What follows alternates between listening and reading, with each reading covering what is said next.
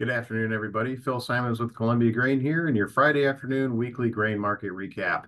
Well, we got another week in the books and bundle up because it's going to be a cold one this weekend. But we did have an awful lot of information going on here this week, and we did wind the week up here with the January USDA supply and demand. So let's go ahead and jump into that and take a look and see what the numbers gave us here today. So I'm going to share my screen with you again here, and we're going to take a look at what we had. But we're going to navigate over to our favorite website, columbiagrain.com.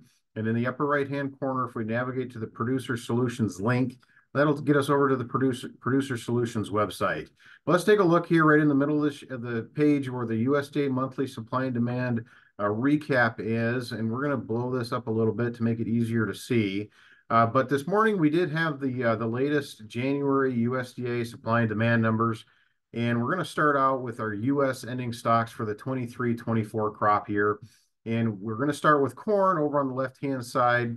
We can see that the January number came in at just over 2.1 billion bushels for an ending stocks in the U.S., which when we compare that to last month, we actually had a 1% increase.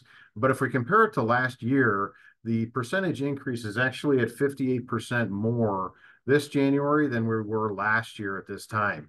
So pretty sizable increase there.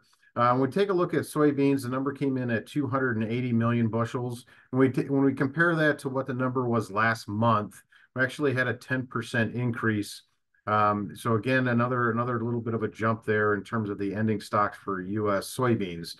For wheat, we had the numbers actually came in at 648 million bushels, which is actually comparing it to last month was a 2% decline. But when we compare it to last year, we still see another build of potential stocks of about 11% higher than last year at this time for all wheat classes.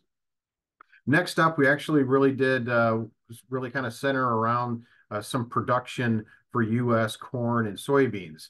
And the corn production for last year's crop came in at 15.3 billion bushels. We can see where that was comparing it to last year. It was actually a pretty sizable increase from last year's number. But then the corn yield actually came in at 177.3 today. When we see that the average estimate in that last month's numbers was 174.9. So an increase there. But we can see that they decreased the harvested acres by about 1% when we take a look at how they were balancing the overall production yield and then the harvested acreage for corn. When we turn the page and we talk about soybean production, number came in at 4.1 billion bushels. Again, about a 1% increase from where we were last month. The yield for soybean on a national average yield for the U.S. came in at 50.6, which is about a 1% increase from last month and up 1 bushel to the acre compared to last year's yield numbers. The same kind of fashion there, they did bring down the harvested acreage percent by overall harvested acreage down by about 1% there. And then the grain stocks, the December 1 grain stocks actually have some pretty important ramifications here in the overall price trends that we saw today. But corn for January came in at just over 12 billion bushels for the December 1 corn stocks, which when we compare that to last year, again, that's about a 12% increase from the numbers that we saw last year. And soybeans, we were down about 1%. Number came in at 3 billion bushels. And on all wheats, we actually see the percentage change from last year, up about 7% for the December 1 all wheat grain stocks. The next thing up that we were really kind of focusing on here today was the 24-25 U.S. winter wheat seedings. We actually see about a 6% decline across the board for winter wheat, but you can see that the all winter wheat potential planted acreage came in at 34.4 million acres, down about 6% from last year's numbers. And hardwood winter wheat came in at just over 24 million acres, again down 6%. And then soft white came in at just over 3.5 million acres there, down about 5% throughout the whole entire U.S. When you look specifically at the PNW, there's really little change on the white wheat acres planted for the 24-25 crop. When we look at the world production that they gave us here today, again, Brazil and Argentina, but when we look at the Brazil corn and soybean production, when we compare it to last year, it's definitely down from where we were last year, down about 7% on corn and down about 2% on soybeans. When we turn the page and look at Argentina, just about the exact opposite. Argentina corn up about 62%, coming in today at 55 million metric tons from the US. And the soybean number came in at 50 million metric tons for Argentina. And again, when you compare that to last year's number of 25 million metric ton production, it is up 100%. So definitely something that is having an impact on the overall price ranges that we're seeing and trends that we're seeing here develop for corn and beans.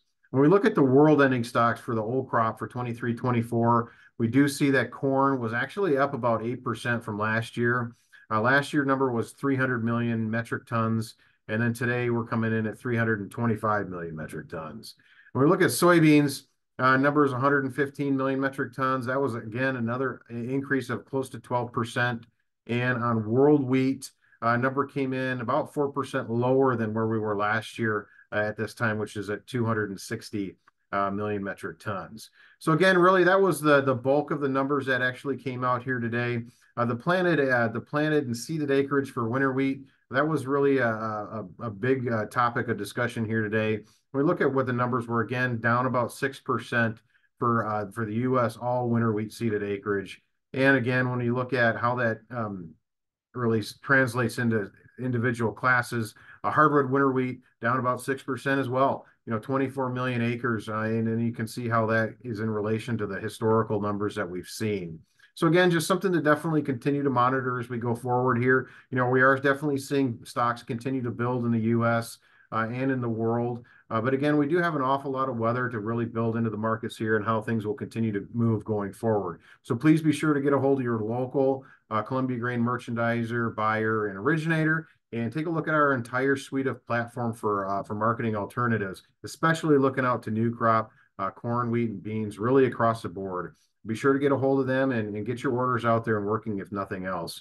But other than that, we're going to go ahead and wrap everything up for the weekend here. I hope everybody has a wonderful weekend, and remember to really wrap up, because it is going to be cold this weekend. But remember, if you can drink it, don't trade it.